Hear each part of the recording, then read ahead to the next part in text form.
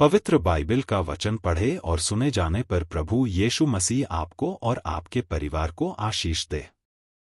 पवित्र बाइबल अय्यूब की पुस्तक का 30 अध्याय वचन 1 से 31 यह कहता है। वचन 1, अब जिनकी अवस्था मुझसे कम है वे मेरी हंसी करते हैं, वे जिनके पिताओं को मैं अपनी भेड़ बकरियों के कुत्तों के काम के योग्य भी न जानता था। वचन 2, उनके भुजबल से मुझे क्या लाभ हो सकता था, उनका पौरुष तो जाता रहा। वचन 3, वे दरिद्रता और काल के मारे दुबले पड़े हुए हैं, वे अंधेरे और सुनसान स्थानों में सूखी धूल फांकते हैं। वचन 4, वे झाड़ी के आसपास का लोनिया साग तोड़ लेते और झाऊ की जड़ें खाते हैं। वचन 5, वे मनुष्यों के बीच में से निकाले जाते हैं, उनके पीछे ऐसी पुकार होती है जैसी चोर के पीछे। वचन 6, डरावने नालों में, भूमि के बिलों में और चट्टानों में उन्हें रहना पड़ता है। वचन 7, वे झाड़ियों के बीच रेंगते और बिच्छू पौधों के नीचे इकट्ठे पड़े रहते हैं।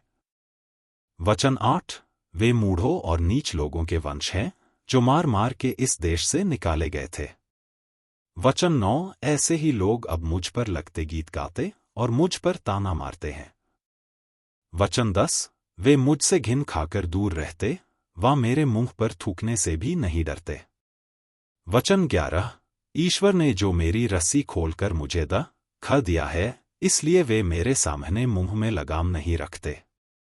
वचन 12, मेरी दाहिनी अलंग पर बाजारू लोग उठ खड़े होते हैं, वे मेरे पाँव सरका देते हैं और मेरे नाश के लिए अपने उपाय बांधते हैं।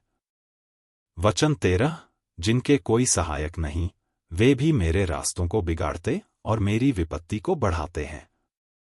वचन 14, मानो बड़े नाके से घुसकर वे आ पड़ते हैं और उजाड़ के बीच में होकर मुझ पर धावा करते हैं। वचन 15, मुझ में घबराहट छा गई है और मेरा रईसपन मानो वायु से उड़ाया गया है और मेरा कुशल बादल की नाई जाता रहा। वचन 16, और अब मैं शोक सागर में डूबा जाता हूँ, दुख के दिनों ने मुझे जकड़ लिया है। वचन 17, रात को मेरी हड्डियां मेरे अंदर छिद जाती हैं और मेरी नसों में चैन नहीं पड़ती। वचन 18, मेरी बीमारी की बहुतायत से मेरे वस्त्र का रूप बदल गया है, वह मेरे कुर्ते के गले की नाई मुझसे लिपटी हुई है। वचन 19, उसने मुझको कीचड़ में फेंक दिया है और मैं मिट्टी और राख के तुल्य हो गया हूँ। वचन 20, मैं तेरी दोहाई देता हूँ परंतु तू नहीं सुनता, मैं खड़ा होता हूँ परंतु तू मेरी ओर घूरने लगता है।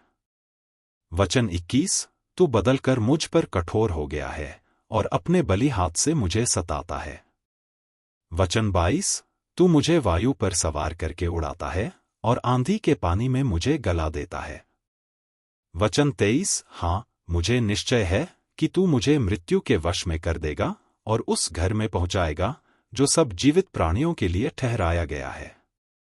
वचन 24, तो भी क्या कोई गिरते समय हाथ न बढ़ाएगा और क्या कोई विपत्ति के समय दोहाई न देगा। वचन 25, क्या मैं उसके लिए रोता नहीं था जिसके दुर्दिन आते थे, और क्या दरिद्र जन के कारण मैं प्राण में दुखित न होता था। वचन 26, जब मैं कुशल का मार्ग जोहता था तब विपत्ति आ पड़ी, और जब मैं उजियाले का आसरा लगाया था तब अंधकार छा गया। वचन 27, मेरी अंतड़ियां निरंतर उबलती रहती हैं और आराम नहीं पाती, मेरे दुख के दिन आ गए हैं। वचन 28, मैं शोक का पहिरावा पहने हुए मानो बिना सूर्य की गमी के काला हो गया हूं और सभा में खड़ा होकर सहायता के लिए दोहाई देता हूं। वचन 29, मैं गीदड़ों का भाई और शुतुरमुर्गों का संगी हो गया हूं। वचन 30, मेरा चमड़ा काला होकर मुझ पर से गिरता जाता है और तप के मारे मेरी हड्डियां जल गई हैं। वचन 31, इस कारण मेरी वीणा से विलाप और मेरी बांसुरी से रोने की ध्वनि निकलती है। यदि आप विश्वास करते हैं तो यह वचन सभी विश्वासियों को भेजें और इस चैनल को प्रभु यीशु मसीह के नाम से सब्सक्राइब करें और आशीष प्राप्त करें। धन्यवाद।